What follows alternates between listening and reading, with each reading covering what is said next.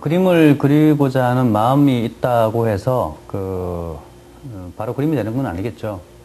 생각이 있으면 그 어떤 마음이나 생각은 몸의 구체적인 행위나 실천을 통해서 구현됩니다. 그래서 그림을 하겠다는 마음이 있다면 그것을 구체적으로 몸을 통해서 구현할 수 있는 기본기를 익혀야 되는데요. 이제부터는 그 미술의 기본에 대한 이야기들을 계속 진행을 해 갈 겁니다. 실기에 이 기본기에 필요한 이론과 아울러서 미술을 표현할, 그림을 그려낼 수 있는 어떤 구체적인 기본기, 이런 것을 이제 배우게 될 텐데요. 기본기는 크게 두 가지 정도로 나눌 수 있습니다. 하나는 미술의 기본 요소들, 미술에 필요한 요소, 조형 요소들이겠죠. 형태나 명암이라든가 아니면 어떤 구체적인 어떤 원리들, 이런 것을 이해할 필요가 있고, 또 하나는 미술 재료에 대한 이해입니다. 연필을 가지고 그림을 그린다면 연필이나 종이, 지우개의 특성을 정확하게 이해를 해야 됩니다. 다른 말로 얘기한다면 우리가 컴퓨터로 그래픽을 한다면 컴퓨터를 알아야 되는 것처럼 말이죠. 수채화를 한다면 수채화라고 하는 도구를 정확하게 이해할 필요가 있습니다. 그 도구의 특징들이 결국은 어떤 것을 표현하는 데 있어서 중요한 역할을 한다는 이야기겠죠. 그래서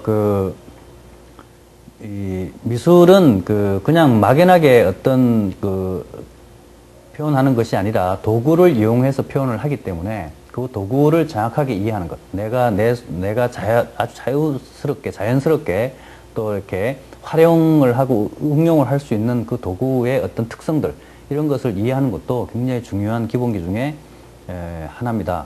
물론 기본기는 한두 번으로 끝내버리는 것, 빨리 해치워버리거나 빨리 끝내는 이런 것은 아니죠. 기본기는 계속해서 나오게 됩니다. 마치 운동선수한테 있어서 기초체력 같은 거라고 할 수가 있는데, 좀 더 이 기본기에 대해서 좀 말씀을 더 드린다면, 사람들은 의뢰 이 기본을 빨리 해치우고 빨리 하고 나서 좀 더 고급스러운 표현이라든가 기법을 익히기를 바랍니다. 하지만 기본기는 그런 정도의 수준이 아닙니다. 미술에서 그런 정도가 아니고, 기본기는 어떤 의미에서 보면 미술의 전부라고 할 수 있을 만큼 굉장히 중요합니다. 마치 씨앗 같은 거라고 생각하시면 돼요. 씨앗은 예를 들어서 감자 씨앗은 감자라고 하는 어떤 개체를 포함하고 있는 거잖아요. 그렇죠? 그래서 이 감자 씨 안에 모든 다양하고 여러 종류의 감자의 모양의 내용들이 다 담겨 있습니다. 그래서 우리가 다양한 표현의 기법이라든가 아니면 표현 방법이라든가 이런 것들은 결국 기본기 안에서 나온다는 이야기죠.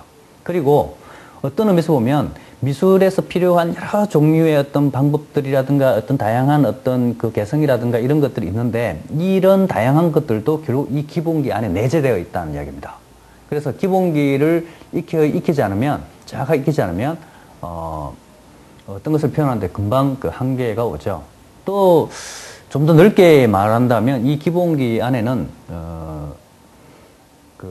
이런 게 있습니다. 그러니까 과거에 우리가 예술 분야에 있어서는 좀 어릴 때부터 이렇게 그것을 배우고 하는 것이 좋다는 얘기가 있죠. 조기 교육이죠. 예술에서.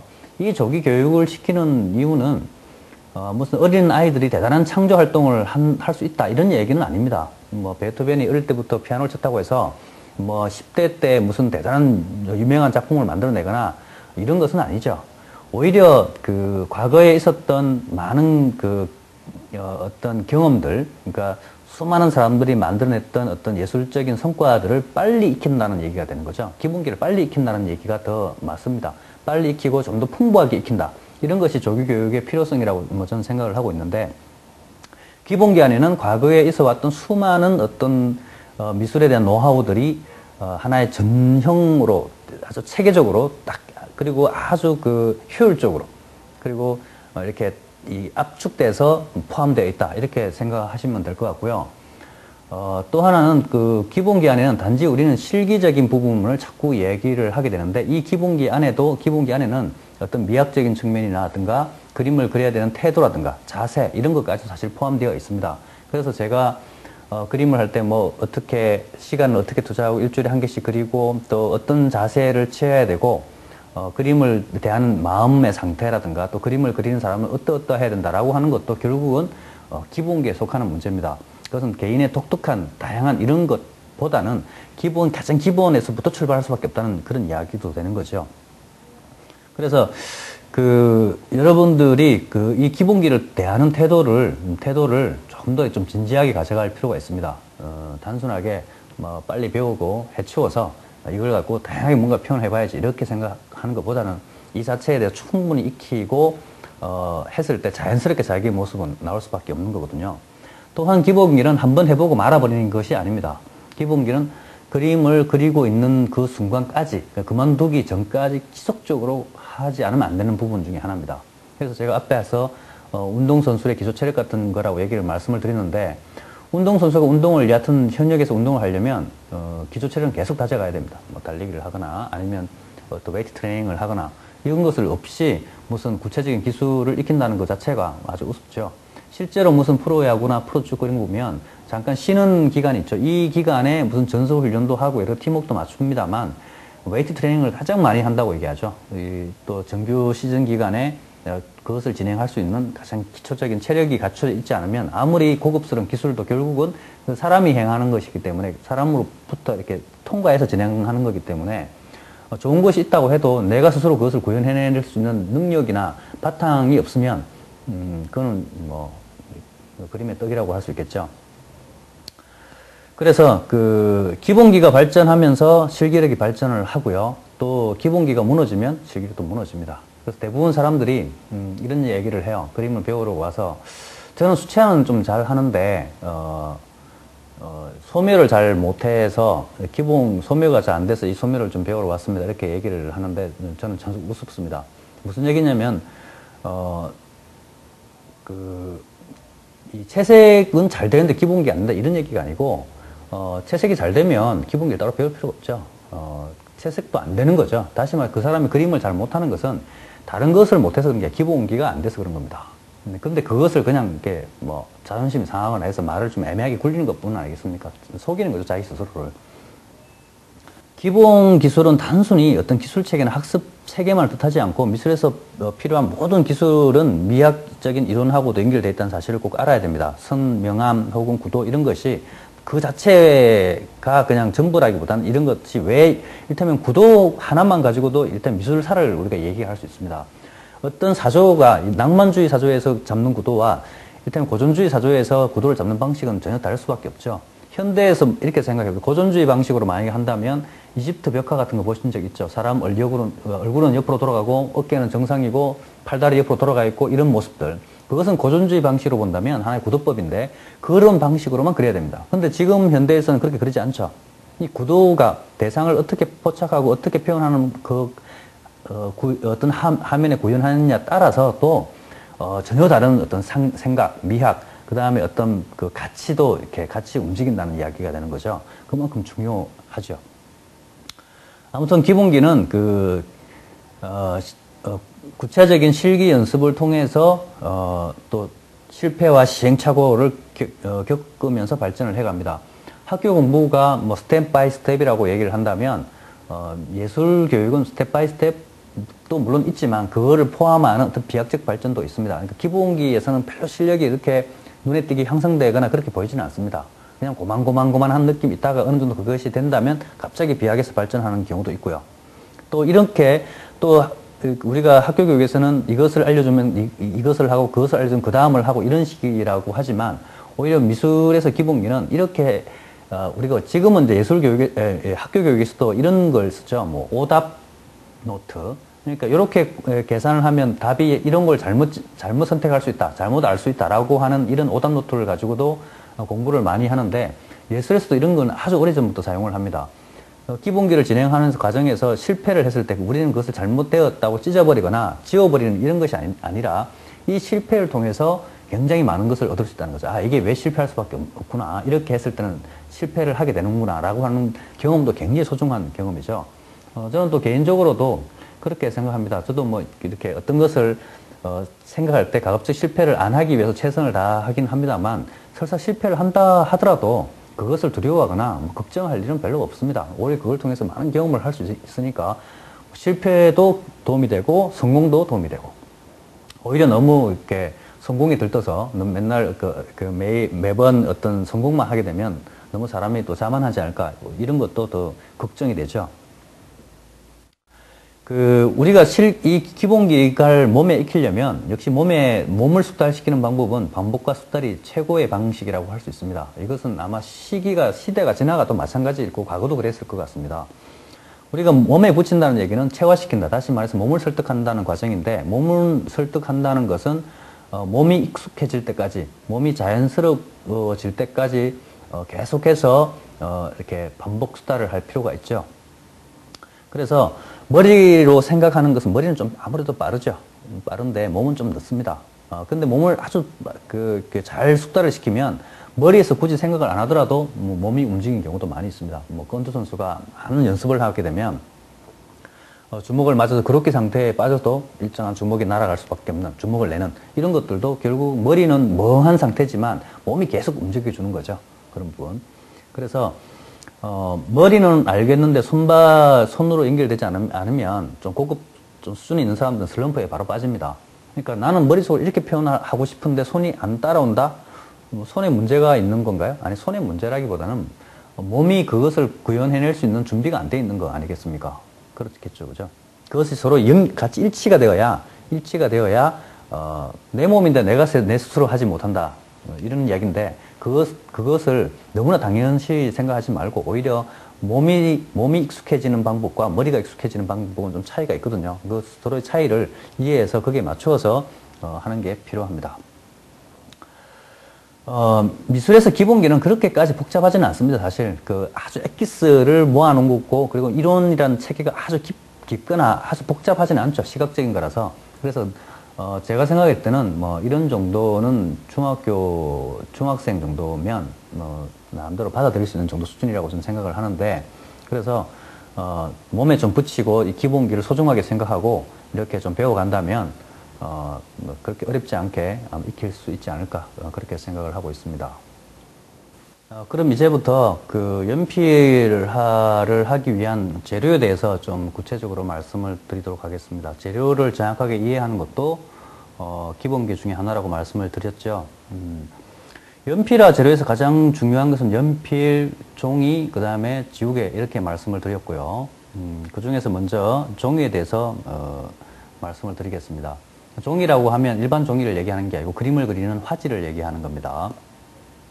그래서 연필화는 주로 종이에 그리게 되는데 연필을 갖고 무슨 천이라든가 나무라든가 이런 데에서는 잘 표현을 하지 않죠. 물론 안 써지는 건 아닌데 다양한 어떤 효과를 내는 데는 전혀 적합하지가 않습니다. 그래서 연필과 종이가 연필화를 종이에 그리는 것은 연필과 종이가 잘 맞기 때문이라고 생각하시면 됩니다. 그러니까 그것도 수많은 노하우를 통해서 이런 종이가 가장 잘 맞지 않을까 이렇게 이제 경험을 가져왔겠죠. 물론 이 종이는 펄프나 면으로 만드는데 우리가 지금 사용하는 캔터지는 펄프로 만든 겁니다. 근데 조금 이렇게 경우에 따라서는 펄프와 면을 섞어서 만들기도 하고 또 좀 더 고급스럽게 가면 면만 100%를 가지고 이게 천인지 종인지 잘 구분이 안 되는 경계인데 면 100%만 가지고 만든 종이 위에 그림을 그리는 경우도 있습니다. 사실 지금 우리가 기본기를 하는 이런 종이는 연습용입니다. 연습용. 그러니까 이 종이 위에 캔터지 위에다가 작품을 하지는 않죠. 좀 질 높은 작품 행위는 하지 않고요. 조금 기초 과정이 끝나고 좀 더 고급 과정에 들어가게 되면 이런 캔터지를 쓰는 것이 아니라 좀 이렇게 면과 종이 펄프가 합쳐진 그리고 또 면이 더 많이 포함된 두껍고 질기고 또 이 항균성이라고 하죠. 또 이렇게 어떤 곰팡이라든가 이런 것들에 강한 그리고 보관이 오래될 수 있는 이런 좋은 고급스러운 종이를 사용을 하게 됩니다. 지금은 연습 기간이고 간단한 것을 한번 해볼 거기 때문에 이런 종이는 무방합니다만 앞으로는 좀 바뀌어야 되겠죠. 그래서 연필화를 그리는 화지는 일단 두께가 좀 있어야 되고요. 표면이 좀 이렇게 고와야 됩니다. 두께가 너무 얇으면 결국 종이가 연필을 받아들이는 방식은 종이의 표면 속에 표면 안쪽에 흑연가루가 끼어드는 형식이기 때문에 너무 얇게 되면 그 연필의 다양한 색감들을 받아주지를 못하게 되죠. 그리고 좀 찢어지거나 또 우리가 흔히 말 핀다고 표현하나요? 종이가 피어버리는, 다시 말 종이의 표면이 거칠게 일어나는 이런 현상도 발생하기 때문에 일정 정도 두께가 좀 있어야 됩니다. 그리고 너무 물론 표면도 아주 고와야 되겠죠. 너무 고와도 안 되고 또 너무 거칠어도 좀 안 됩니다. 너무 곱게 되면 좀 질감을 표현하는 데 있어서 좀 한계가 오고요. 또 너무 또 거칠면 또 마찬가지로 또 세밀한 느낌을 내는데 불편할 수밖에 없죠. 또한 당연히 뭐 우리가 연필을 가지고 표면이 코팅이 되어 있거나 비닐 코팅이든 어떤 코팅이 되어 있으면 미끄러지게 됩니다. 이런 것도 적절하지가 않죠. 그래서 뭐 우리가 종이도 종류가 여러 가지가 많이 있는데 너무 이렇게 이 딱딱한 종이, 우리가 마분지라고 표현하나요? 이런 종이도 연필이 종이의 표면을 뚫지를 못하기 때문에 그것도 색깔이 잘 안 나오고요. 또 아주 맨질맨질한 이렇게 아트지 같은 종이도 있습니다. 이런 종이도 잘 먹히지 않습니다. 그래서 캔터지 상태가 적절한 형태라고 할 수 있습니다. 또 뭐 모조지나 복사지 이런 얇은 종이도 당연히 안 나오겠죠. 색감들이. 다양한 기법을 표현하는 데는 좀 어렵고요. 물론 이 지금 연습용으로 쓰는 것도 100% 다양한 기법을 사용하는 데는 좀 한계가 있긴 합니다. 그런 것은 좀 감안을 해가면서 뭐 진행을 좀 했으면 좋겠고요. 종이를 이 모든 종이는 앞뒤면이 있습니다. 물론 아주 고급 종이 같은 경우는 앞면이나 뒷면 차이가 아주 미묘한 차이밖에 없어서 뭐 큰 차이가 없는, 그야말로 이런 것도 있지만, 이런 캔터지 같은 경우는 앞뒤면의 차이가 많이 나고요. 그래서 앞면에 그리는 것과 뒷면에 그리는 것의 차이는 제 경험상으로 봤을 때 같은 실력이면 약 한 30% 정도의 실력 차이가 나게 됩니다. 엄청난 차이가 나죠. 뒷면에 하게 되면 아무래도 연필선이 거칠게 나오고 또 이렇게 퍼석퍼석해지는 느낌이 들고 해서 밀도나 질감을 내는데 상당히 애를 많이 먹습니다. 아무튼 이 종이의 앞뒤면을 구분하는 방법은 한 두 가지가 있는데요. 물론 눈으로 이렇게 확인을 하는 방법이 하나가 있고, 손으로 만져서 확인을 하는 방법이 있습니다. 여러분들이 알고 있는 우리가 복사지 같은 거 있죠. 뭐 프린터 용지나 복사지도 사실 앞뒤면에 있는 거 아시는 분은 아시고 모르시는 분은 모르실 텐데, 이렇게 글을 인쇄하거나 그림을 인쇄해 보면 미묘한 차이들이 있습니다.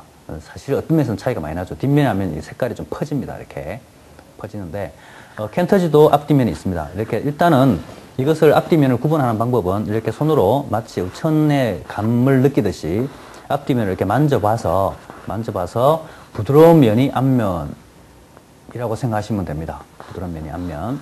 또한 좀 밝은 불빛에 이렇게 비춰서 보면 이렇게 앞면과 뒷면에 미묘한 차이가 있는데, 이렇게 뒷면은 미묘한 결이 좀 보이기도 하죠. 아무리 거치니까 그런 경우가 있고, 앞면은 조금 더 부드러운 이런 느낌을 우리가 확인할 수 있습니다. 그래서 그런 것들도 꼭 한번 확인을 해 보시기 바라고요. 어떤 분들은 그냥 스케치북이 이렇게 보면 스케치북 표지에 이제 앞뒤가 있겠죠. 그래서 그것을 보고 스케치북에 있는 앞면을 그대로 넘겨서 사용을 하는 경우도 있긴 한데, 물론 그렇게 해서 뭐 앞면이 되는 경우도 많이 있습니다만, 엄밀히 따져보면 이 스케치북은 공산품에 가깝죠. 공산품이라는 얘기는 기술자들이 그냥 만들어서 이렇게 찍어서 이렇게 내보내는 것이기 때문에 경우에 따라서는 뒷면이 걸려있는 경우도 상당히 많이 있습니다.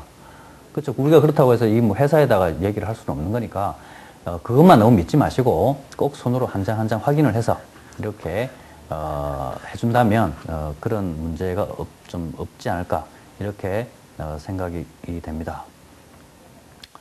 두 번째는 연필과 종이의 만남인데요. 뭐 앞에서 잠깐 언급을 했습니다만, 종이에 연필로 그림을 그리는 것은 효율성 때문입니다. 종이나 연필은 값도 싸고요. 아무래도 구하기도 쉽고, 그리고 필기용으로 써본 경험이 있기 때문에 아무래도 좀 정서적으로 편안하죠. 낯선 도구를 사용하는 느낌이 아니라는 이야기죠.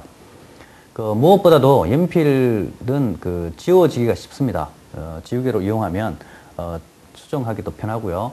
또 보관하기도 좀 비교적 편하죠. 이렇게 무슨 약간 종이 한 장을 이렇게 얹어서 이렇게 보관해 놓으면 비교적 무리 없이 보관을 할 수 있습니다. 또 하나는 연필화는 간단하게 아이디어 스케치를 하거나 아니면 그 본격적인 작품 제작에 앞서서 밑그림을 그리는데도, 초벌 그림을 그리는데도 아주 유용하게 사용을 할 수 있습니다. 물론 이 연필은 하나의 독립적인 장르로서 우리가 뭐 드로잉이라고 하기도 하고요. 또 연필화만 그려서 연필화 작품만 하는 작가도 있는데 독립적인 작품으로 자리를 잡고 있습니다. 흑백으로 만들어낸. 그래서 연필화의 가장 큰 매력이라고 할 수 있다면 그 간편하고 쉬운 도구로서 미술 작품을 창작할 수 있다. 이런 것이라고 할 수가 있겠습니다. 좀 더 구체적으로 말씀을 드린다면, 우리가 수채화 물감, 수성물감은 그 종이에 그리게 되죠. 수성물감은 물론 뭐 비단이나 천에 그리는 경우도 있는데 일단 뭐 종이에다 한번 생각해 본다면, 수성물감은 수성물감이 종이에 스며든다 이렇게 생각하시면 되겠습니다. 그래서 한번 스며들면 지워지지가 않죠. 수성이 불가능하다는 얘기가 그 얘기가 되는 거고요. 유화 같은 경우는 캔버스 위에 이렇게 얹어진다는 얘기입니다. 얹어집니다. 그래서 유화는 접착 성분을 가지고 있습니다. 그래서 유화 접착 성분을 가지고 있고 접착 부분 물감과 물감이 서로 접착하고 물감과 캔버스가 접착해서 안 떨어지겠죠. 근데 시간이 아주 오래 지난 작품들을 보면 이렇게 갈라지는 경우가 있습니다. 그건 접착력이 떨어져서 이제 갈라지는 경우라고 할 수 있죠. 그래서 그 유성 물감 같은 경우는 뭐 테레핀이나 닌시드, 페트롤 같은 접착 성분을 섞어서 칠하거나 사용을 하게 됩니다. 연필화에서는 이 종이와 연필이 만나는 것은 두 가지 방식입니다. 하나는 뭐냐면 연필이 종이의 표면 위에 이렇게 얹어지는 역할인데 얹어지게 되면 이렇게 훅 불면 날아가게 되겠죠. 실제로 이 연필 흑연심 자체가 하나의 접착 성분이 있는 것은 아닙니다. 그렇기 때문에 얹는 개념이라기보다는 종이의 표면을 파고들어서 그 사이에 흑연가루를 집어넣는 형태로 그림이 그려진다고 보시면 될 것 같습니다. 그래서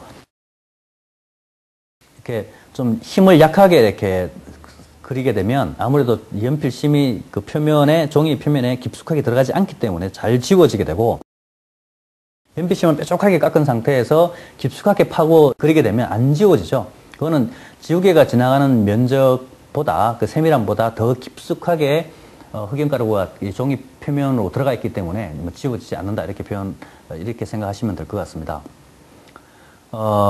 그래서 그 특징으로 본다면 뭐 이렇게 연필을 일정한 힘으로 계속 그 종이에 이렇게 반복해서 칠하게 되면 그 흑연 코팅망이 형성되는 경우도 있습니다. 그래서 이렇게 되면 그 코팅망이 형성돼 가지고 더 이상 연필심이 연필 표면을 이렇게 침투하지 못하게 되면 연필이 뭉개지거나 색감이 뭉개지거나 혹은 시커멓게 나오는 이런 경우도 있죠.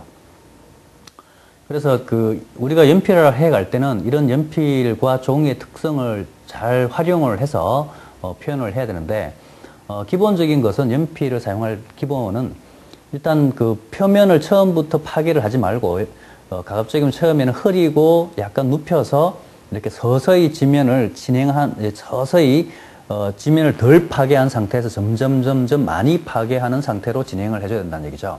거꾸로 해서 처음부터 진하게 해버리게 되면 내가 수정을 가할 수가 없습니다. 틀려도 지워지지도 않고, 그리고 밑에 색감이 시커멓게 남아있는 상태에서 위에다가 어떤 좀 이렇게 이미 종이가 파괴된 위에다가 덜 파괴시키는 형태의 어떤 연필선을 쓴다고 해서 색감이 잘 나오지 않거든요. 그래서 이런 것들도 꼭 알고 있어야 됩니다. 서서히 처음에는 종이의 지면을, 아주 이론적이긴 하지만 종이의 지면을 서서히 파괴시켜가면 서서히 이렇게 연필을 세워가는 이런 형태로 진행을 해줘야 색감을 풍부하게 낼 수 있다. 이렇게 얘기할 수 있겠습니다.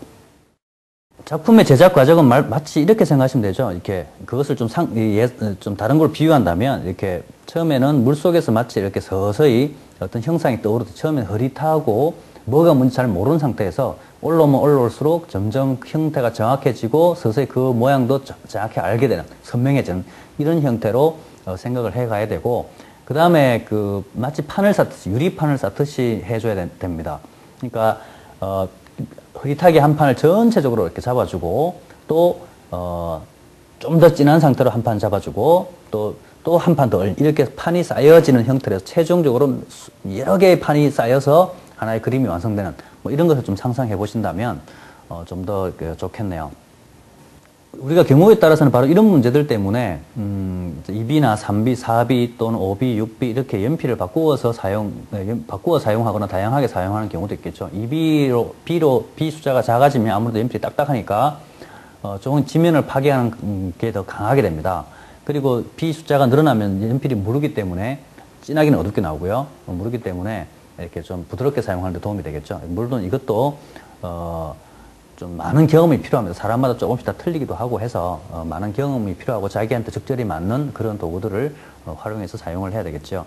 물론 이런 연필한 다양한 기법은 종이의 상태, 그리고 연필의 조건, 또 연필을 쓰는 필법, 방법들, 또 지우개를 어떻게 사용하냐 이런 다양한 테크닉에 의해서 결정이 됩니다.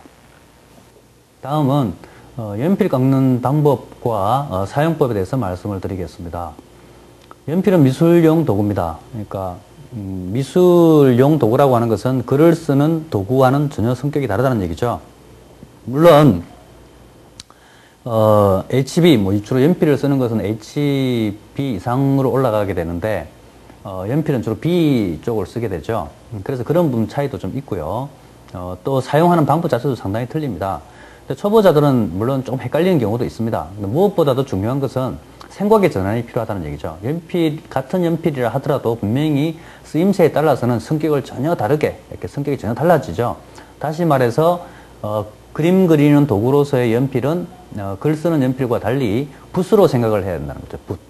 그림을 그리는 붓이다. 물론 붓의 모양이 조금 틀리죠. 우리가 생각하고 있는 붓의 모양은 틀리지만, 결국은 큰 의미에서 본다면 그림을 그리는 도구로서의 붓이라는 얘기입니다. 도구로서의 붓. 그래서 이런 생각이 좀 전환을 가져오면서 그 그림 그린 도구에 맞게끔 연필도 깎고 사용하는 이런 것을 익혀야 됩니다. 그림을 그리려면 우리가 보통 글 쓸 때는 이런 식으로 연필 깎기로 이렇게 깎아서 쓸 수 있는 이렇게 깎아서 사용하기도 하지만 또 제도에서도 이렇게 사용을 하는 경우도 있습니다만 그림 그리기에서는 이런 것은 불편합니다. 전혀 어울리지도 않아서 어떤 식으로 깎아야 되냐면 이렇게 길고 뾰족하게 깎아줘야 됩니다. 뾰족하게. 연필심의 길이가 약 한 1cm에서 1.5cm 정도, 이런 정도면 한 1.5cm 정도 되겠죠. 그죠? 이런 정도가 적절합니다. 그리고 이것을 사용하다가 이렇게 한 3분의 1 정도가 따르면 다시 깎아줘야 돼요. 원 상태로 복귀를 시켜줘야 된다는 얘기죠. 항상 이 상태가 유지가 될 수 있도록, 최적의 상태로 유지가 될 수 있도록 해줘야 된다는 얘기인데, 어떤 분들은 글쓰기처럼 이 연필이 다 따를 때까지 사용을 합니다. 그리고 다 따랐군, 다시 깎아야지. 이렇게 하는 것이 아니라, 이것이 어느 정도 따르게 되면 빨리 원상 복구를 시켜서 이 상태가 계속 유지가 될 수 있도록 해줘야 된다는 거죠. 전혀 좀 다르죠. 그렇죠? 그런 부분들이. 또한 연필심은 이렇게 길게 깎아주는데, 길게 깎아주고도 동시에 뾰족하게, 이렇게 끝을 뾰족하게 하는데도 물론 이유가 있습니다.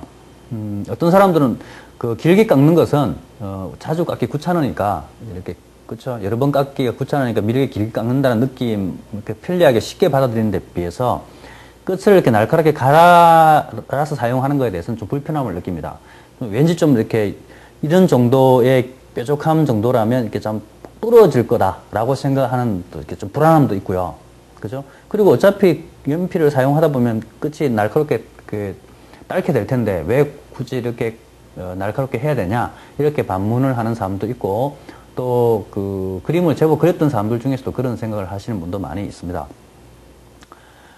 하지만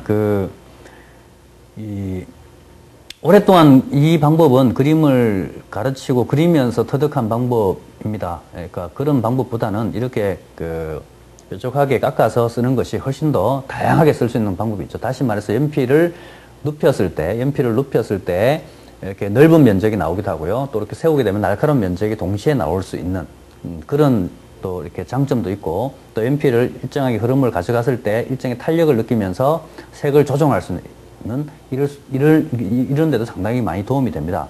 그래서 이것은 좀 뭐라고 하나요?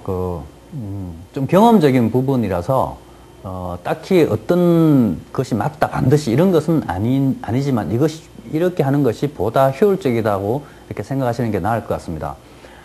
좀 다른 경우를 말씀을 드리자면 입시학원 같은 데도 제가 이제 가르쳐 본 경험이 있으면 연필을 그냥 써보라면 길게는 깎습니다. 이 정도 길게 깎아서 계속 사용을 합니다. 아이들이. 사용을 하다가 한 2, 3년 정도 지나가면 이렇게 깎기 시작합니다. 역시 깎아 쓰는 게 편리하다는 사실을 그때 좀 느끼게 되는 거죠. 그런데 그런 것을 굳이 2, 3년 동안 해보고 나서 경험을 해보고 나서 알아야 될 건 아니잖아요. 그죠? 그냥 처음부터 깎아서 쓰면 그런 쓸데없는 시간을 줄일 수 있는 장점이 있습니다.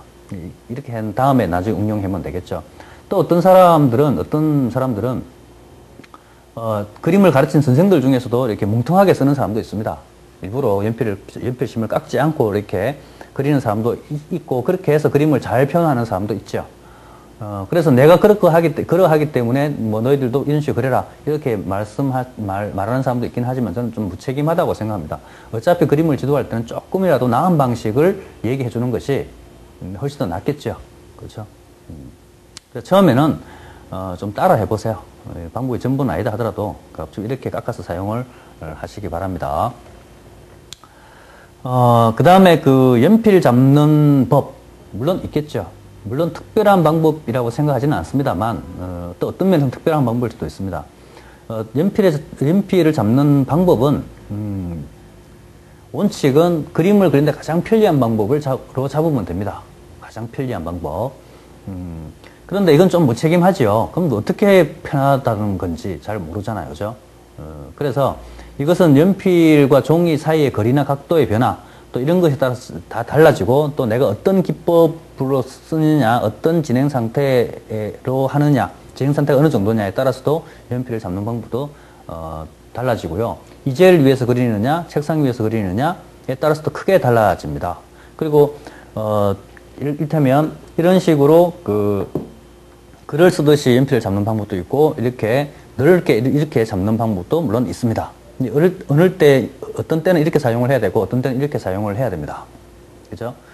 그래서 거기에 맞추어서 잡는 방법을 좀 생각을 해봐야 되는데, 기본적인 방법들은 이렇게 책상에 놓고 할 때는 이렇게 잡는 방법은 아무래도 불편할 수밖에 없죠. 왜냐면 각이 잘 안 나오죠. 각이 잘 안 나옵니다. 그래서 이렇게 책상에 놓고 그림을 그릴 때는 연필을 이런 식으로 잡아가는 게 좋은데, 이 잡는 방법은 그림에도 나와 있습니다만, 가급적이면 손가락을 모두 붙이는 게 좋습니다. 어떤 사람들은 연필 잡을 때 이런 식으로 잡는 사람도 있어요. 이렇게 손가락을 빼는 경우죠. 이것도 뭐 이렇게 애교인지 모르겠습니다만, 또 뭐 이렇게 한 개를 빼는 경우도 있고, 또 이렇게 이런 식으로 잡는 사람도 있고, 마치 붙잡듯이 이런 것도 상당히 불편하죠. 그래서 가급적이면 이 연필을 부드럽게 쓴다 하더라도 이렇게 모든 손에 힘이 일정하게 모일 수 있도록 손가락을 붙여서 연필을 잡는 것이 가장 기본이 되겠습니다. 그리고 너무 근접해서 잡지 않도록 하고요. 약간 여기서 한 5cm 정도는 떨어뜨려서 잡아줘야 됩니다. 그랬을 때 이 손을 놨을 때 꺾었을 때 일정한 공간이 생겨야 이렇게 연필을 자유자재로 쓸 수 있겠죠. 너무 근접돼 버리면 이 각도가 아주 좁아서 이 긴 선이나 좀 큰 선을 쓸 때는 좀 불편하게 됩니다. 그리고 또 연필을 사용할 때는 경우에 잘 보시면 연필을 사용할 때 이렇게 손목의 부분을 종이에 대고 이렇게 쓰는 부분도 있습니다. 쓸 때도 있습니다. 이렇게 그럼 이런 좁은데 아주 세밀한 부분을 그릴 때는 이걸 하나의 지렛대로 삼아서 세부적인 부분을 그리는 데 도움이 되겠죠. 하지만 이렇게 잡은 상태라고 하더라도 이렇게 지렛대를 전체 어깨선에다 두는 경우도 있습니다. 이렇게 들어서 쓰는 거죠. 그럼 이렇게 들고 사용을 하게 되는 거죠. 그렇죠? 이런 것도 하나의 방법이라고 할 수 있습니다. 그래서 또 경우에 따라서는 이렇게 뉘어서 쓰는 경우가 있는데, 이렇게 잡는 것과 이렇게 잡는 것의 차이는 이렇습니다. 이렇게 잡게 되면 아무래도 좀 정교하게 사용을 할 수 있고, 이렇게 잡게 되면 뉘어서 잡게 되면 불편하죠. 뭔가 이걸 이렇게 잡고 여러분 글을 한번 써보세요. 글이 잘 안 되잖아요. 불편하다는 거죠. 이 불편함을 역으로 이용하는 경우가 있습니다. 우리가 처음에 형태를 좀 전체적인 흐름으로 이렇게 프리핸드식으로 이렇게 스케치하듯이 이렇게 잡아갈 때는 아무래도 좀 불편한 게 좋다는 얘기죠. 그렇겠죠. 너무 정확하면 그게 좀 편안하게 그리는 것이 좀 잘 안 됩니다. 그래서 처음에는 연필을 이렇게 좀 뉘어서 이렇게 책상에 놓고 하더라도 이렇게 좀 전체를 들어서 이렇게 전체적으로 흐름을 이렇게 잡아주게 되겠죠. 그러다가 좀 더 정확해지면 여기를 어느 하나의 지렛대로 삼기도 하고요. 좀 더 정확해진다면 손목을 지렛대로 삼고 연필 좀 더 가까이 잡으면서 안쪽으로 들어오게 됩니다. 이렇게 크게. 그래서 글 쓰는 방법은 조금 다르게 팔을 전체를 들거나 아니면 손목을 지렛대로 사용하거나 아니면 팔 전체를 이렇게 붙이거나 이런 식으로 다양하게 사용을 하게 되는데, 아무튼 연필은 좀 힘을 줘서 잡는 게 좋고요. 그리고 자세는 특히 그림을 그릴 때 자세를 보면, 연필을 잡을 때 보면 이렇게 자세가 이렇게 흐트러지는 경우도 있습니다. 아주 이렇게 흐트러지거나 이렇게 뭐 좀 삐딱하거나 이렇게 되면 장시간 그림을 그리는 데 있어서 불편하게 되죠. 허리도 좀 똑바로 세우는 게 좋고요. 그리고 이 오른손잡이는 왼손을 잘 좀 그림에 받쳐서 그리니까 뭐 이렇게 손을 내리거나 아니면 뭐 딴 데 놓거나 아니면 뭐 어디 다른 부분을 잡고 이렇게 하게 되면 중심이 무너지는 경우가 많이 있습니다. 편하게 잡되 가급적이면 이렇게 중심이 정확히 잡힐 수 있도록 안정감이 생기도록 그렇게 연필을 좀 잡아주는 게 좋을 것 같습니다. 그래서 뭐 이렇게 그림 자료에 그림들을 보면 연필을 잡는 여러 가지 방법들이 있다는 거 참조를 해 가시기 바랍니다. 그 다음에 그 지우개에 대해서 말씀을 드리겠습니다. 이 지우개는 지우개인데요.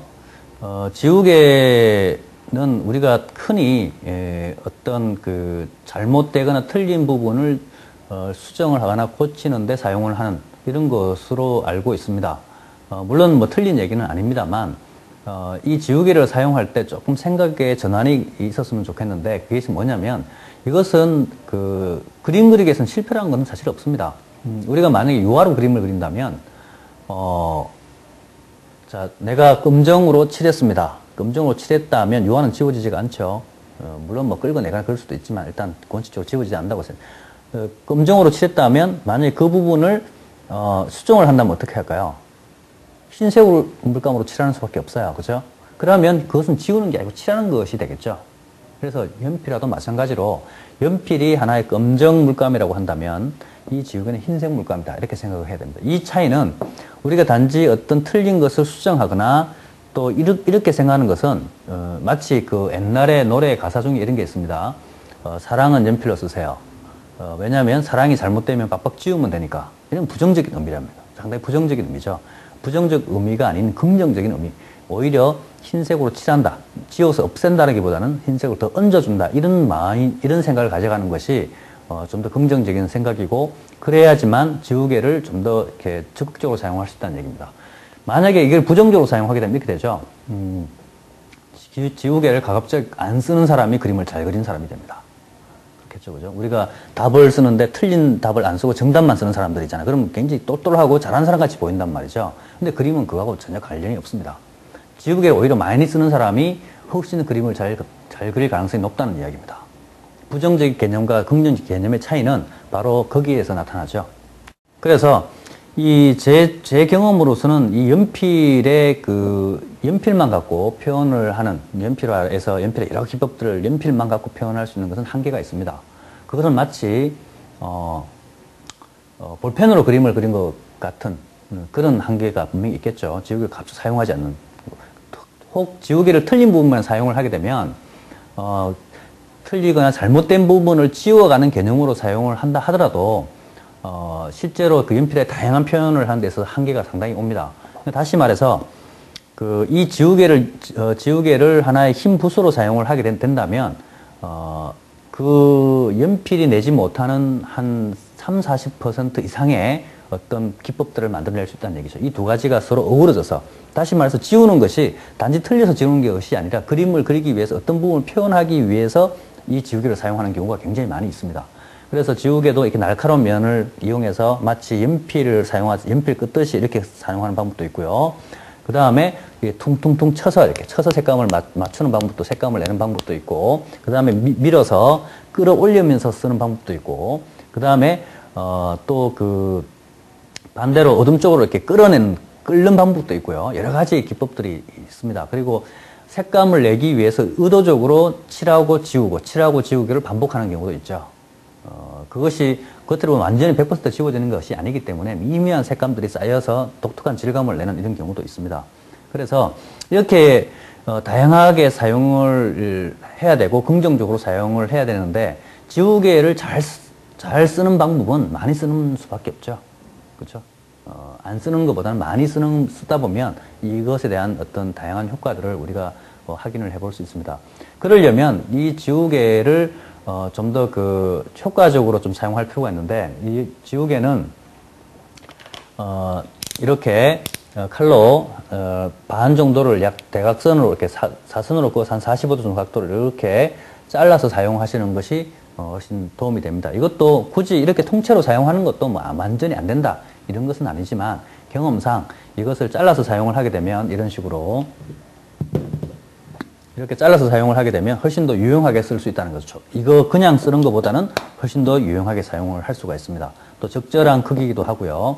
이렇게 쓰다 보면 날카로운 면들이 생기게 되죠. 이런 날카로운 면들은 또 아주 정밀한 부분을 이렇게 지우거나 아니면 그리는 데 사용할 수 있고요. 또 이런 부분은 널찍한 면을 두드리는 데 사용을 할 수도 있겠죠. 이렇게 또 쓰다 보면 어떤 부분이 둥글둥글해집니다. 이 둥글둥글한 면을 이용해서 그림을 그리는 경우도 많이 있겠죠.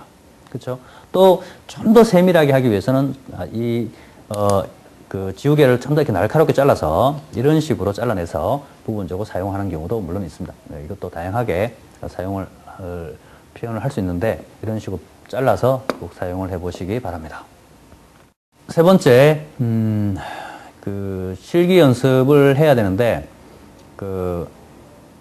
연필은 단색이죠. 검정이 나오는데, 물론 100% 검정이라고 할 수는 없지만, 이 기본기를 연만 더 아주 좋은 재료입니다.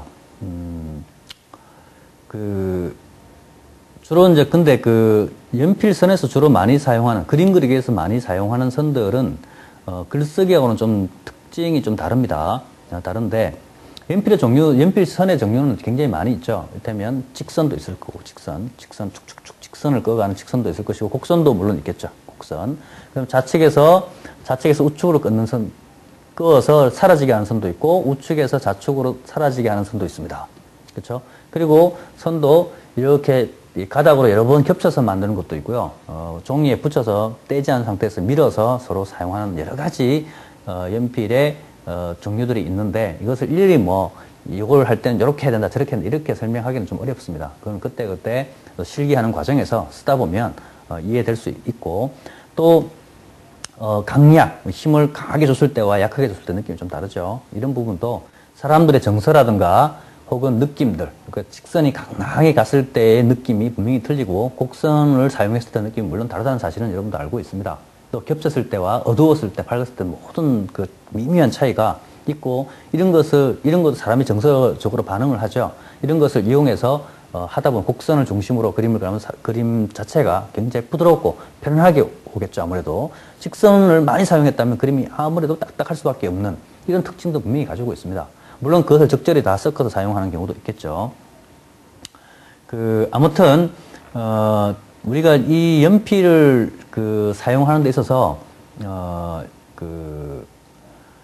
이 연필화가 가지고 있는 여러 특징이 있습니다. 그 중에 하나가 뭐냐면, 이 연필이 하는 붓이라고 제가 말씀드렸는데, 이 연필은 붓이긴 하지만 좀 세필에 가깝죠. 자, 세필이라고 하면 이렇게 뾰족하게 깎인 상태입니다. 그러니까 가닥이 붓으로 친다면 한 1호붓 정도가 될까요? 아주 얇죠. 근데 이것이 무엇이 문제냐 이렇게 생각할 수 있겠습니다만, 만약에 이렇게 한번 생각해 볼까요? 우리가 어떤 이만한 공간에다 색을 칠한다고 한번 가정을 해봅시다. 색을 아주 일정한 어둡기로 깨끗하게 칠해야 되는데, 이 정도 공간을 검정으로 깨끗하게 칠하려면 제일 좋은 방법은요, 이만한 붓을 갖고 한 번에 물감을 묻혀가지고 한 번에 쫙 칠하면 되겠죠. 그럼 아주 깨끗하게 칠할 수 있습니다. 그죠? 그런데 이렇게 세필 갖고 그 넓은 면적을 칠하려면 어떻게 됩니까? 굉장히 많은 붓질을 해야 되고, 그 많은 붓질을 하는 과정에서 이쪽 색깔하고 여기하고 색깔이 안 맞기도 하고, 어떤 때는 뭉치기도 하고, 어떤 때는 덜 칠하는 부분도 생기고, 이런 문제가 발생을 하잖아요. 이게 굉장히 중요한 문제잖아요. 그래서 연필이 가진 가장 큰 단점이 바로 세필이라는 데 있습니다. 이 세필을 극복을 하려면 어떻게든 극복을 해야 되겠죠. 극복을 하는 방법, 하려고 하는 과정에서 생긴 것이 뭐냐면, 마치 세필을 이용하지만 세필을 좀 큰 붓으로 만들어주면 됩니다. 그러니까 연필을 한 가닥 이렇게 사용하지 말고 여러 번 같은 어둡기로 한 10개 정도, 예를 들면 한 10가닥을 동시에 만들어가지고 사용을 하게 되면 붓이 좀 넓어지겠죠. 그렇죠? 이런 것을 여러 번 겹쳐가서 이렇게 선을 사용하게 되면 세필의 한계들을 나름대로 어느 정도는 극복해 나갈 수 있다는 이야기죠. 이해가 되는지 잘 모르겠습니다. 그래서 이런 부분, 이렇게 연필을 여러 가닥을 이용해서 한 번에 뭐 이렇게 마치 얇은 나무 가닥을 여러 개 이렇게 모아서 이렇게 사용하는 것처럼 그렇게 사용을 해야 좀 더 다양하고 또 연필의 한계를, 이 세필의 한계를 좀 극복해 가면서 또 그림을 그릴 수 있는, 그림을 그릴 수 있습니다. 또 이거는 좀 어려운 기법이긴 한데 그 화면에다가 이 연필을 붙여서 쓰는 방법들도 많이 사용을 합니다.